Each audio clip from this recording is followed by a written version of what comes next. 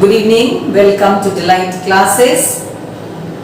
Proceeding to past perfect tense. आज हम लोग पढ़ने जा रहे हैं past perfect tense. तो past perfect tense, what is past perfect tense? Past perfect tense क्या होता है? When a tense is used to express an action that had completed earlier before another action began. कोई action जो खत्म हो गया था बीते समय में दूसरा एक्शन शुरू होने के पहले, उसको बोलते हैं past perfect tense. And significant feature of past perfect tense is हम लोग इसमें helping verb had का यूज करते हैं. Don't forget, in present perfect tense we use has or have, and in past perfect tense we use had. और यहाँ पर एक और रूल है, वहां पर आप has का यूज सिंगुलर सब्जेक्ट के साथ करते थे और have का यूज प्लूरल के साथ करते थे. यहाँ हम लोग had का यूज सब के साथ, सब्जेक्ट डज नॉट मैटर्स, आपको यहाँ हैड का यूज सब के साथ करना, चाहे वो सिंगुलर हो या प्लूरल हो. तो बहुत जो कंसंट्रेट करना, जो फोकस करना है, had is used with singular as well as plurals in past perfect tense. तो पास्ट परफेक्ट टेंस के सेंटेंसेस को बनाने के लिए फॉर्मूला क्या यूज करेंगे? Subject plus had plus past participle. Past participle means third form of verb. ठीक. Subject, I had read a novel. ये बाद में जो आ रहा है other words of the sentences या object. I had read a novel. मैंने novel पढ़ा था. मैं novel पढ़ चुका था. मैं novel पढ़ चुका था. We had waited for her. हमने उसका इंतजार किया था. We had waited for her. You had sung a song. तुमने गाना गाया था. तुम गाना गा चुके थे. चुके थे हो गया. चुके हैं नहीं, चुके थे. We had learned English. हम इंग्लिश लर्न कर चुके थे. She had written a letter. वो लेटर लिख चुकी थी. They had built the house. वे घर बना चुके थे. It had rained heavily. भारी वर्षा हो चुकी थी. तो पास्ट में ये सारे एक्शन खत्म हो चुके थे दूसरा एक्शन बिगिन होने के पहले. तो जब चुका था, चुकी थी, चुके थे, ये वाले सेंटेंसेस आएंगे. तो इनको आइडेंटिफाई करने के बाद आप कौन सा फॉर्मूला यूज करेंगे इनको ट्रांसलेट करने के लिए? तो फॉर्मूले को याद कर लेंगे. Subject plus had plus past participle means third form of verb and object. Subject, had, past participle form of verb और आपका पास्ट पार्टिसिपल्स यानी थर्ड फॉर्म ऑफ वर्ब और ऑब्जेक्ट या अदर वर्ड्स ऑफ सेंटेंस. ठीक है. अब इन्हीं sentences के इंट्रोगेटिव बनाने के लिए हमको क्या करना होगा? जैसे हम पहले करते आए हैं, helping verb will be on the first position. Helping verb will be on the first position.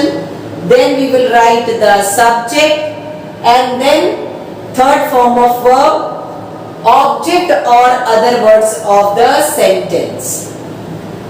तो हमारा पहला सेंटेंस था I had read a novel.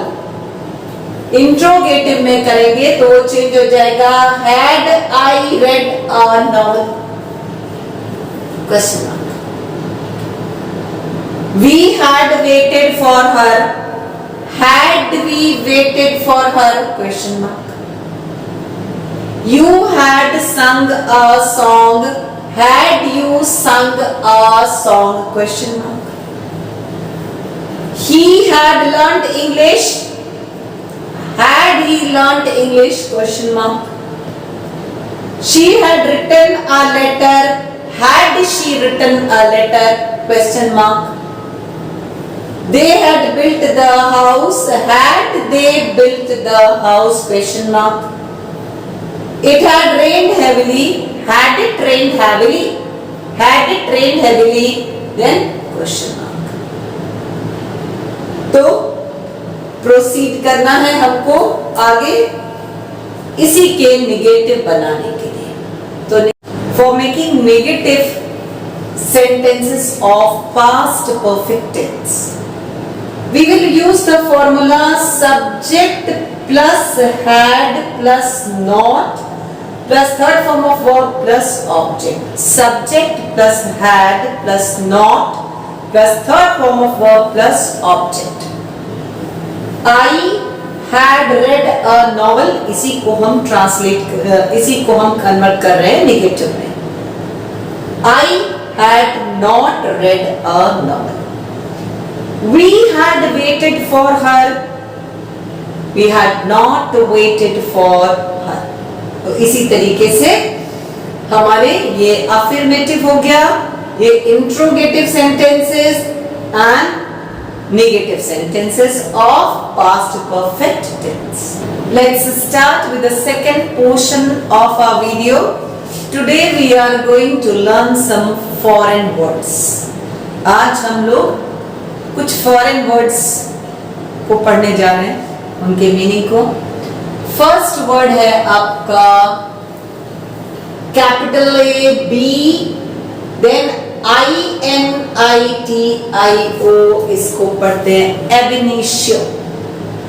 एबिनिशियो ab initio ab initio means from the beginning. Ab initio means from the beginning. I have studied English ab initio, यानी कि मैंने English पढ़ा है from the beginning, एकदम शुरुआत से. सेकेंड वर्ड है कैपिटल A स्मॉल d फिर गैप है then HOC ad hoc. Ad hoc ad hoc ad hoc means किसी पर्पस के लिए, फॉर अ पर्टिकुलर पर्पस, कुछ समय के लिए किसी चीज को बनाना, इस्टैब्लिश करना. लाइक आपने जिन लोगों ने भी हिस्ट्री पढ़ी होगी तो साइमन कमीशन बनाया गया था to look into the matters. तो उसी तरीके से यहाँ पर मीनिंग क्या है, established for a particular purpose, किसी पर्टिकुलर पर्पस के लिए किसी चीज का बनाया जाना. An ad hoc committee was appointed to look into the matter. कुछ समय के लिए एक कमेटी बनाई गई मैटर्स को देखने के लिए. नेक्स्ट वर्ड है capital A small d then gap then LIBITUM. इसको पढ़ेंगे क्या, ad libitum. Ad libitum ad libitum, ठीक है. इसका मीनिंग हुआ as much as you please, जितना तुमको मन करे उतना, जितना मन करे उतना. Please take the mangoes ad libitum. जितना मन करे उतना आम ले जाओ, जितना मन करे उतना घूमो. सो ये इसका मीनिंग है. Alpha and omega. Alpha and omega का मीनिंग है बिगिनिंग एंड एंड.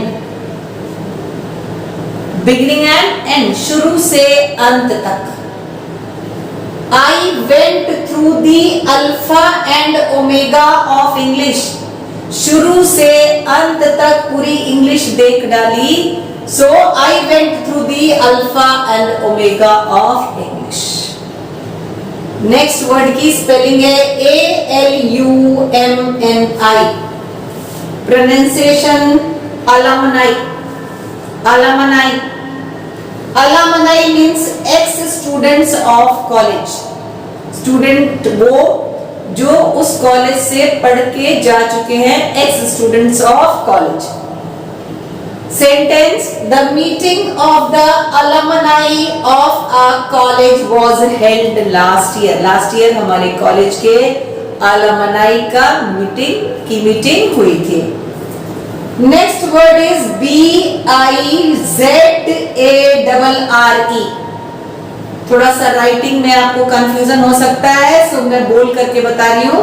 BIZARRE, इसको प्रोनाउंस करते हैं बिजा. बिजा, जस्ट लाइक पिज्जा. बिजा. बिजा मीन्स फैंटास्टिक, मजेदार, क्रेजी, सन की कुछ कह सकते हैं. माई अंकल इज अ बिजा पर्सन, वेरी फैंटास्टिक पर्सन, बहुत रोचक व्यक्ति है, फैंटास्टिक. तो आज के वीडियो में इतना ही. फॉरेन वर्ड्स के साथ फिर मिलते हैं कल. Till then goodbye, and as usual subscribe, like and share my channel. Thank you.